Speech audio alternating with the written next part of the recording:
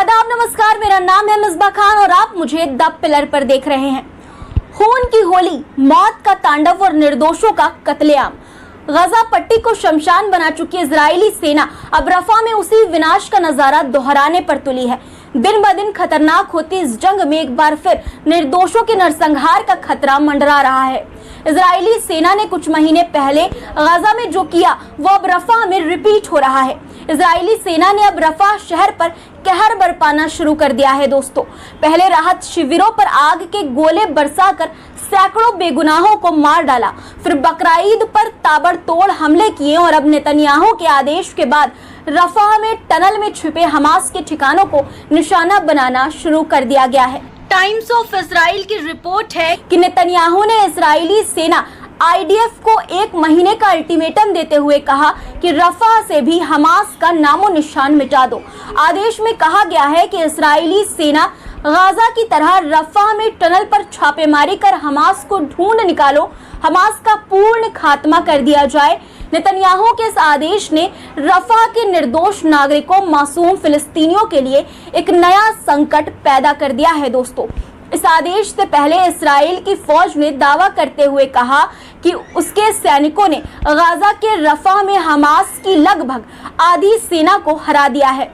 Israel defence forces यानी कि IDF की ओर से सोमवार को बयान जारी किया गया, जिसमें कहा गया कि 162वें डिवीजन के सैनिकों ने जो 40 दिनों से अधिक समय से रफा में लड़ रहे हैं, शहर में लगभग 550 आतंकवादियों को मार गिराया है, जबकि 22 इस्राएली सैनिक लड़ाई के दौरान मारे गए।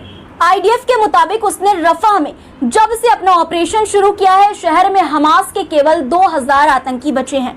दोस्तों, कितने आतंकी मारे गए इसके तो ढोल पीट रही है IDF, लेकिन उसके इस मिशन में कितने निर्दोष नागरिकों का कत्लेआम हुआ इसका कोई हिसाब नहीं। समाचार एजेंसी शिन्हुआ के मुताबिक इस्राएली सेना ने बताया कि रफा में 4 हमास बटालियनों में से 2 हार की कगार पर हैं।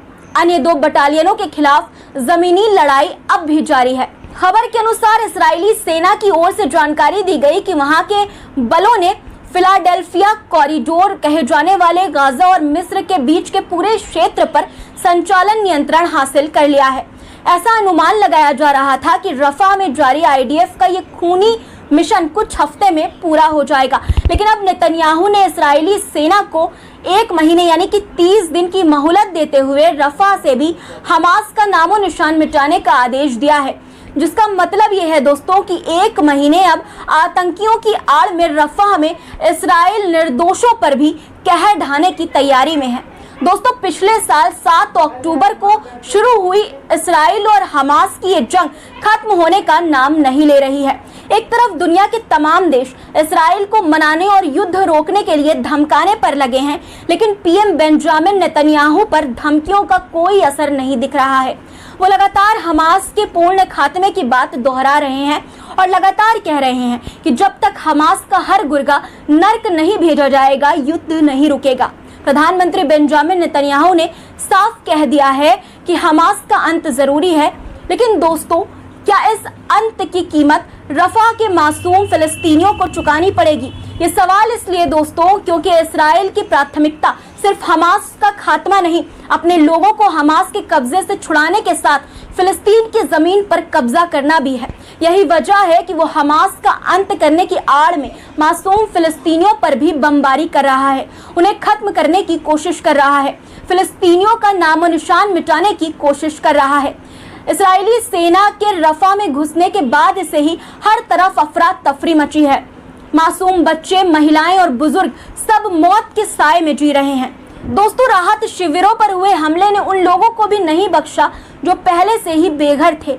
अब क्या रफा भी गजा की तरह एक और शमशान बन जाएगा?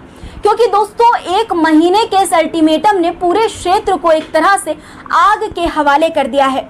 दोस्तों, रफा की जनता की चीखें क्या किसी को इस बार सुनाई देगी? क्या दुनिया देखेगी इस विनाश का नजारा और कुछ करेगी, या फिर एक और शहर की बर्बादी का गवाह बनकर रह जाएगी? दोस्तों आपकी क्या राय है इस पर कमेंट में ज़रूर बताइएगा। और वीडियो अच्छी लगी हो और इसी तरह के मुद्दों को आप देखना चाहते हो, आप चाहते हो कि हम इसी तरह से आवाज़ उठाते रहें, तो चैनल को सब्सक्राइब करना और वीडियो को लाइक करना मत भूलिएगा दोस्तों।